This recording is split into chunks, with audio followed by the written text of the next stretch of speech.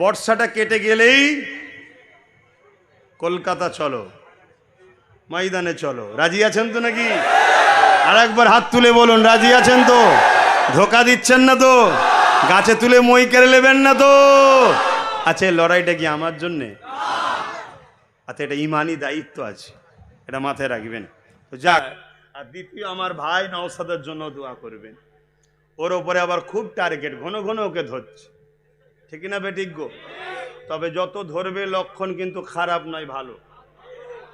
যত ধরবে লক্ষণ ভালো, কেন আমাদেরই ভাই এখনো কিছু ঘুমটার ভেতরে আছে।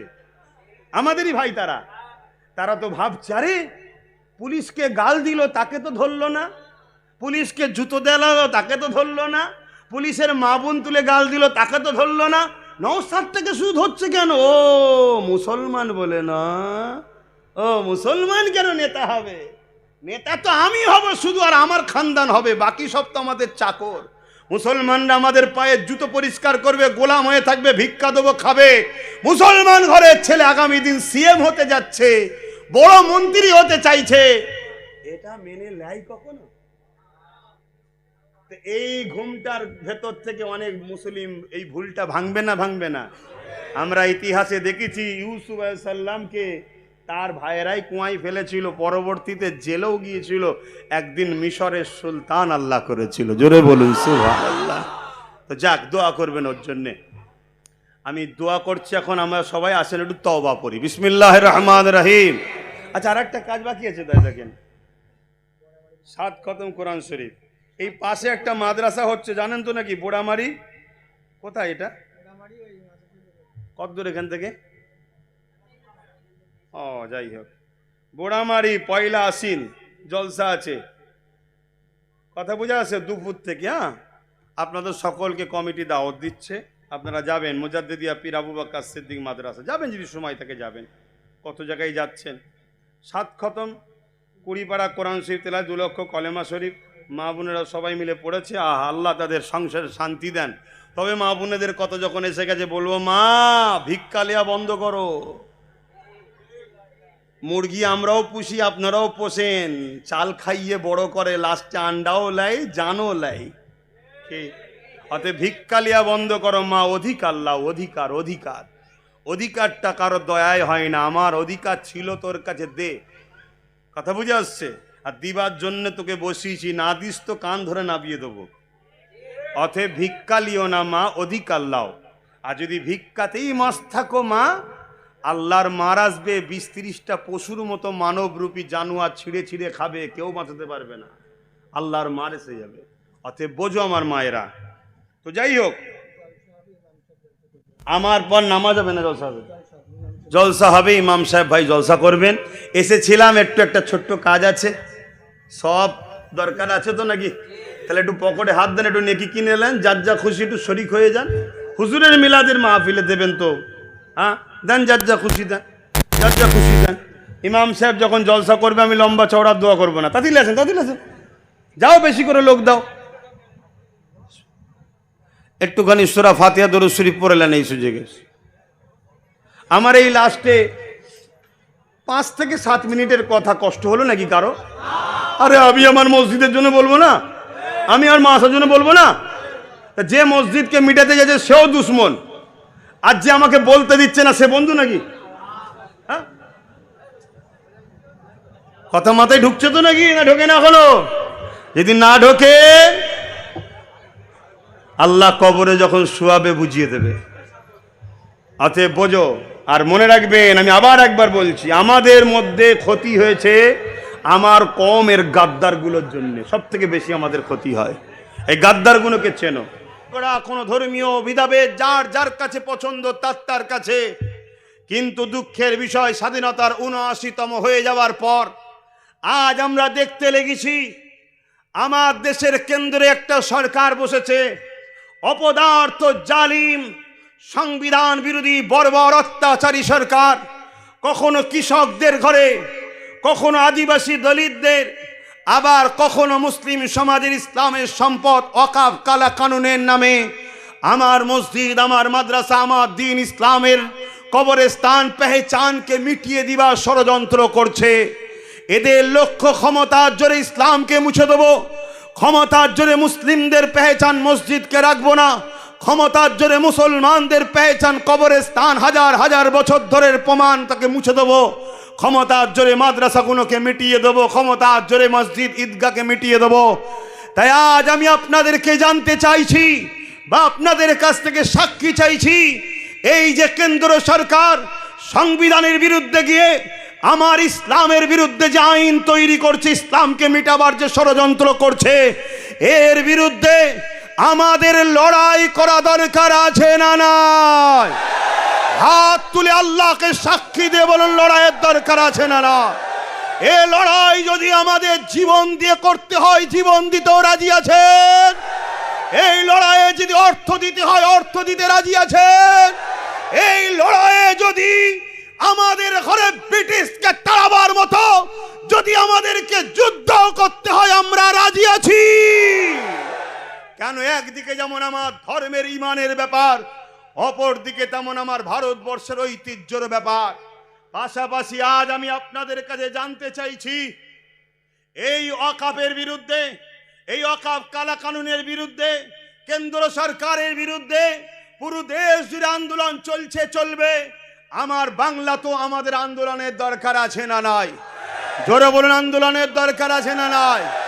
কিন্তু আমাদের এই বাংলা সরকার যদি মনে করে আমিও রাজ ক্ষমতা দিয়ে মুসলমানদের ধর্মীয় ঐতিহ্যকে যারা মিটাতে চাইছে, আমিও তো তাদেরই একজন, আমিও মিটাতে চাই, তাই এই বাংলায় ওয়াকফ কালা কানুন অর্থাৎ বিজেপির বিরুদ্ধে আন্দোলন হতে দেব না।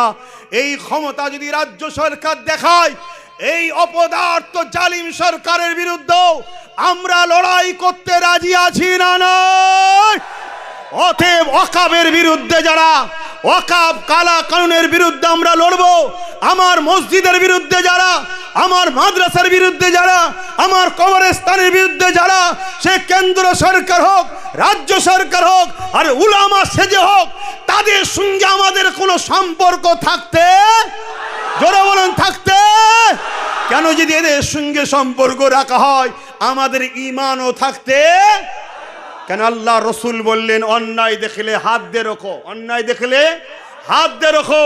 কেন্দ্র সরকার যেটা করছে নাই না অন্যায়, তাহলে হাত দিয়ে রুখতে হবে না, হবে না? যদি হাতে ক্ষমতা না থাকে, রসুল মুখ দিয়ে প্রতিবাদ করো। যদি মুখেও প্রতিবাদ করতে না পারো, অন্তর থেকে ঘৃণা করো। তাই কেন্দ্র সরকার যেটা করছে, হাত দিয়ে রুখতে হবে। যদি হাতে ক্ষমতা না থাকে, মুখ দিয়ে প্রতিবাদ করতে হবে। মুখেও যদি প্রতিবাদ করতে না পারো, কমসে কম ঘৃণা করতে হবে। এই তিনটের মধ্যে কোনোটা যদি না থাকে, আল্লাহ রসুল বলছে তার মধ্যে ঈমান নাই। কে বলছে? আমার নবী বলছে, তুমি মুসলমান দাবি করবে আর কেন্দ্র সরকারের এই কালা কানুনের বিরুদ্ধে তুমি লড়বে না, তুমি হাত তুলবে না, প্রতিবাদ করবে না, ঘৃণা করবে না। তোমার মতো মুসলিমকে আমরা চিনতে ভুল করলো, আমার আল্লাহ নবীর হাদিস অনুযায়ী তুমি বেঈমান জাহান্নামের কুত্তা ছাড়ার কিচ্ছু হতে পারবে না, ঠিক না বেঠি? আজ সব মুসলিম নেতা আছে, সে যে কোনো দলেরই হোক না কেন, আমরা দেখেছি তারা দুনিয়ার বেঈমান নেতাকে জিতাবার জন্য মারপিট করে, মিথ্যা কেস দেয়, ঘর ভাঙে, লোটে, সব জায়গায় হাত তোলে, সব জায়গায় বক্তব্য দেয়। কিন্তু আজকে কেন্দ্রের এই অপদার্থ আইনের বিরুদ্ধে আজ মুসলিম নেতাগুলো মুখ খুলছে না। এ থেকে প্রমাণ হয়ে যায় এরা মুসলিম সুরাতে বেঈমান জাহান্নামের কুকুর ছাড়া দ্বিতীয় কিচ্ছু নয়। আপনাদের মানতে আপত্তি থাকে, না মানকে যান, আমি এদেরকে জাহান্নামের কুকুর মনে করি, দ্বিতীয় কিচ্ছু মনে করি না। তৃতীয় নম্বর চলে আসুন, কেন্দ্র সরকারের বিরুদ্ধে যেমন লড়াই হবে, কিন্তু দুঃখের বিষয় আজ আমাদের রাজ্য সরকার কেন্দ্র সরকারের কালা কানুনের বিরুদ্ধে লড়াই করলে ইনার বুকে ব্যথা হচ্ছে। আজকে বলুন, আমি ওয়াকফের বাঁচাবার জন্য লড়াই করব, মসজিদ আমার বলবো, কবরস্থান আমার, ঈদগাহ আমার, খানকা আমার বলবো, আর রাজ্য সরকার যদি বলে আন্দোলন করা যাবে না, তাহলে রাজ্য সরকার এটা ঠিক করছে না অন্যায় করছে। তাহলে রাসূল বললেন অন্যায়ের বিরুদ্ধে হাত দিয়ে লড়ো, তাহলে রাজ্য সরকারের বিরুদ্ধে হাত দিয়ে লড়তে হবে না, হবে না? যদি হাতে ক্ষমতা না থাকে, রসুল বলছে মুখ দিয়ে লড়ো, তাহলে এর বিরুদ্ধে মুখ দিয়ে প্রতিবাদ করতে হবে না, হবে না? যদি মুখ দিয়ে নাও পারো অন্তর থেকে ঘৃণা করো। যাকে ঘৃণা করব তাকে কখনো সাপোর্ট করে ক্ষমতায় আনতে মুসলমান পারে না। ওকে সাপোর্ট করলে যেমন ঈমান থাকবে না, এও আমার মসজিদ মাদ্রাসার দুশ্মন, একেও সাপোর্ট করলে ঈমান থাকবে না। নবীর হাদিস অনুযায়ী বলে গেলাম। কারো কোনো আপত্তি আছে? তাহলে আরো একবার আপনাদের কাছে সাক্ষী লব, আগামী দিন ওয়াকফ আন্দোলনের লড়াই হচ্ছে, দীর্ঘ 8 বছর ধরে করছি, আগামী দিন আরো করব। প্রয়োজন হয় আমার তো একটা টার্গেট চেষ্টা চলছে, ব্রিকেট করব। আপনারা কি লক্ষ লক্ষ মানুষ নিজের গাটের পয়সায় ওয়াকফের জন্য ব্রিকেট যাবেন? আওয়াজ দিয়ে বলুন যাবেন। আর ওই যাবার সময়, ওই হাত তুলে রাখুন, ওই যাবার সময় আপনার এলাকার যদি নামধারী কোনো মুসলিম নেতা আপনাকে রুখতে চায়, মনে রাখবেন ইসলামের দুশ্মন, ওই ইসলামের দুশ্মনের সঙ্গে সাহাবা হুজুররা যেভাবে লড়াই করেছে আপনারাও লড়াই করতে পারবেন তো নাকি? হাত নামান। মুসলমানদের সবচেয়ে বড় ক্ষতি হয়েছে মুসলিম সুরাতে গাদ্দারদের দ্বারা। অতএব আমাদের ভেতরের গাদ্দার গুণকে আগে চেনুন। কোটি কোটি টাকার মালিক বেঈমান নেতার পিছনে খরচ করছে যাতে একটা টিকিট দেয়। ও মুসলমান, একবার সুপ্রিম কোর্টে গিয়ে ওয়াকফকে বাঁচাবার জন্য কেস করলো না। এই রকম দালাল মার্কা, মুনাফেক মার্কা মুসলমান যদি আগামী দিন তোমাদেরকে কিনতে আসে, তোমরা সাথ দেবে নাকি? অতএব মনে রেখে দিও, এরা 10 কোটি খরচ করে তোমায় কিনবে, 100 কোটিতে বিক্রি করবে। এটা বিজনেস। আর যাদের হৃদয়ে তোমাদের উপরে দরদ থাকবে সেই মুসলমান অবশ্যই ওয়াকফকে বাঁচাবার জন্যও দরদ থাকবে। খুব মাথায় ভালো করে ঢোকো। আজকে বলুন এই ওয়াকফ নিয়ে কথা বললাম, কারো মনে হলো নাকি রাজনীতি করছে? বুঝো, ওয়াকফ তো আমার ধর্মের পাঠ। তুই রাজনীতির নামে যদি আমার ধর্মকে মিটাতে যাস, তাহলে আমি ধর্মকে বাঁচাবার জন্য তোর কলজেই হাত দিয়ে দেবো। সোজা সুজি কথা। তোর যদি ক্ষমতা থাকে আমার হাতকে রোক। আর ইনশাল্লাহ তুই যদি মনে করিস আমি দুনিয়ার গদির পাওয়ার দেখাবো, আমি আমার আল্লাহর পাওয়ার নিয়ে বলছি। দেখা যাক তোর বেঈমানের নেতার পাওয়ার কত আর আমার আল্লাহর পাওয়ার কত। আরে মনে রাখবে, কারবালা সেদিন শুধু হয়নি, যুগে যুগে কারবালা হবে। সেদিনও হোসাইন ছিল, আজও হোসাইনি আছে। সেদিনও এজিদ ছিল, আজও এজিদ আছে। খেয়াল করে দেখো, আব্বাস হোসাইনি না এজিদ? আর যাদের সঙ্গে লড়ছে আমি, তারা হোসাইনি না এজিদ? ভাবতে হবে না? এজিদ তো একটা জালিম শাসকের নাম ছিল, এই অত্যাচারী যা শাসকের নাম ছিল, চোর বদমাই সারাবি খুনি শাসকের নাম ছিল। তাহলে আব্বাস সিদ্দিকী কি অত্যাচারী শাসক, চোর শাসক, খুনি শাসক? আমি কিন্তু আমি লড়ছি ইমাম হোসাইনের দেখানো রাস্তায়। অতএব আমার মসজিদ নিয়ে যারা শেষ করতে চাইবে আর তাদের বিরুদ্ধে কথা বলতে গেলে যাদের বুকে ব্যথা হবে, উভয়ের বিরুদ্ধেই আমাদের যুদ্ধ চলবে।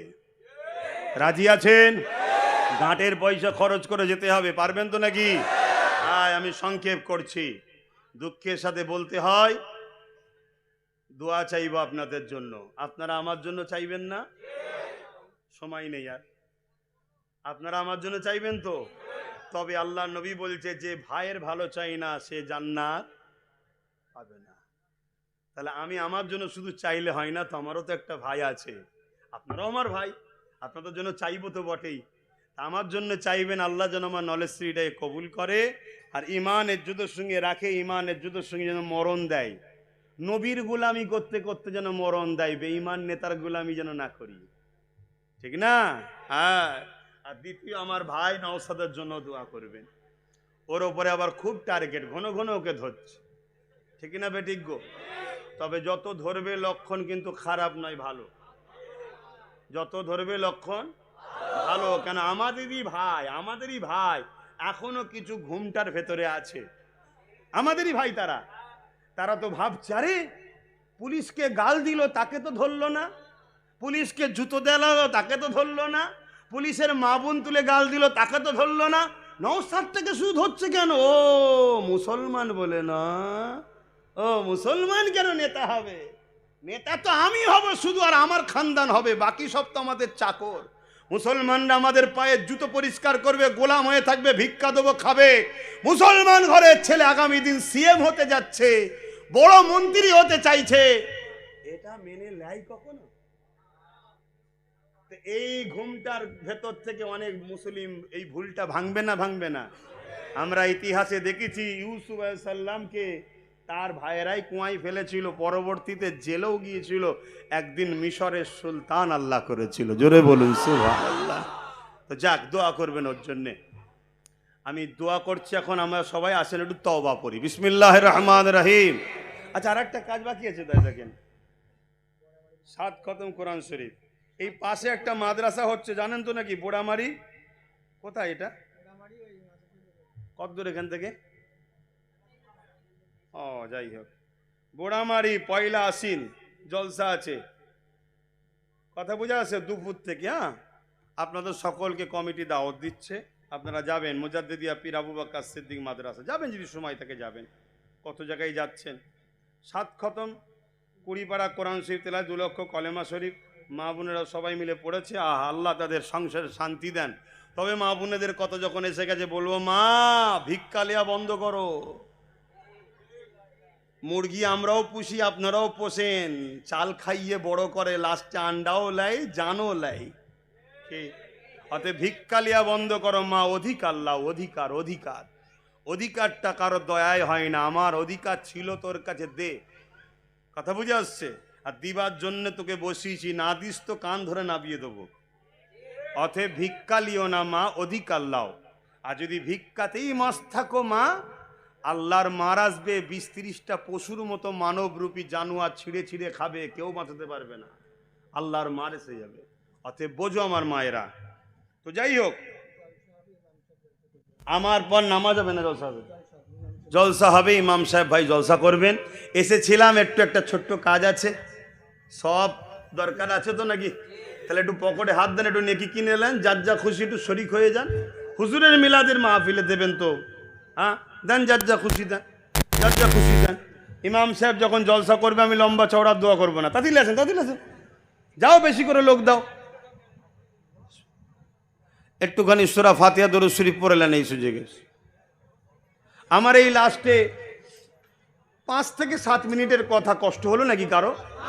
আরে আমি আমার মসজিদের জন্য বলবো না, আমি আর মাসার জন্য বলবো না? যে মসজিদকে মিটাতে যাচ্ছে সেও দুশ্মন, আর যে আমাকে বলতে দিচ্ছে না সে বন্ধু নাকি? হ্যাঁ,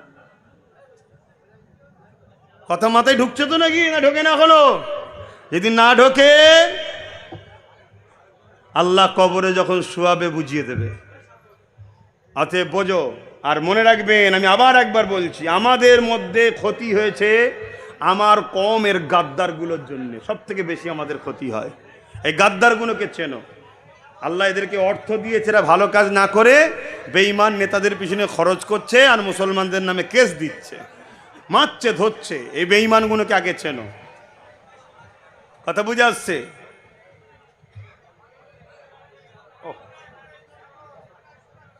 একটু বেশি করে লোক দাও, বেশি করে লোক দাও। কই ইমাম সাহেব, আপনি আজ করবেন? আলহামদুলিল্লাহ। কি নাম একটু বলেন?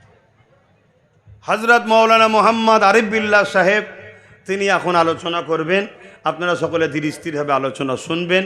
আমি একটু ছোট করে আপনাদের নিয়ে হাত তুলব। আমার কথাতে ভাষাতে ব্যবহারে কেউ কষ্ট পেলেন? প্রতি শুক্রবার দিন ঘরে থাকি, প্রতি শুক্রবার দিন ঘরে, সকাল 10টা থেকে 12টা। আর একটা জরুরি ঘোষণা, প্রতি শুক্রবার দিন ভালোবাসার মানুষদেরই চাপে পড়ে, তাদেরই অনুরোধে সন্ধ্যে ওই 7টা, 7:30টার সময় আমি একটু লাইভে এসেছি প্রতি শুক্রবার। আপনারা দেখেন, ওই লাইভ দেখবেন, শেয়ার করবেন, এবং ওই লাইভে প্রশ্ন করবেন। মানুষ প্রশ্ন করে, আমি উত্তর দিই। সবাই তো সময় পায় না। এই যেমন আজকে বলছিল কিছু কথা আছে, ওর কথা শুনতে গেলে আর এখানে আসা হবে না, আর শুনতে গেলে ঘরে যাওয়া হবে না। তা যার প্রশ্ন থাকবে করবেন। অনেক সময় মা বোনেরাও অনেক কথা জানার থাকে, বলতে পারে না, প্রশ্ন করবেন, ওতে আমি উত্তর দেবো। PABS নামে ইউটিউব চ্যানেল এবং আমার নামে একটা পেজ, আমার অফিস চালাই, এতে আপনারা দেখবেন। কথা বুঝে আসছে? বর্ষাটা কেটে গেলেই কলকাতা চলো, ময়দানে চলো। রাজি আছেন তো নাকি? আর একবার হাত তুলে বলুন, রাজি আছেন তো? ধোকা দিচ্ছেন না তো? গাছে তুলে মই কেড়ে নেবেন না তো? আচ্ছা, লড়াইটা কি আমার জন্যে? আচ্ছা, এটা ইমানি দায়িত্ব আছে, এটা মাথায় রাখবেন। তো যাক,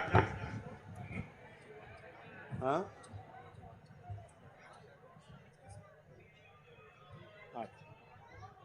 আল্লাহুম্মা আমিন। আয় আল্লাহ, আমার ইমাম সাহেব ভাই দু কথা বলবেন। আমি এতগুলো মানুষকে পেয়েছি রবিউল আউয়ালের চাঁদে, তাই একটু ছোট করে হাত তুলেছি। মালিক যদি ভিক্ষার হাতটা কবুল করে নেন, সর্বপ্রথম দোয়া চাই আমাদেরকে আপনার নবীর গোলাম হিসাবে কবুল করেন, আপনার প্রিয় দাস দাসী হিসাবে কবুল করেন। আল্লাহ আমাদের নসলে যত বাচ্চা আসবে সবাইকে আপনার নবীর গোলাম হিসেবে কবুল করবেন। আল্লাহ আমাদের রুচিতে বরকত দেবেন। কেন্দ্রের জালিম সরকার, রাজ্যের জালিম সরকারের হাত থেকে পুরো দেশকে হেফাজত করবেন। আমার দেশের সর্বধর্মের মানুষকে নিরাপদে রাখবেন।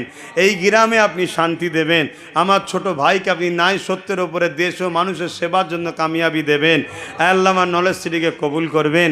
যে যা আশালি হাত তুলেছে কবুল করবেন। আয় আল্লাহ এলাকার প্রতিটা বাচ্চাদের নসিব বড় করেন, মায়েদের সংসারে শান্তি দেন।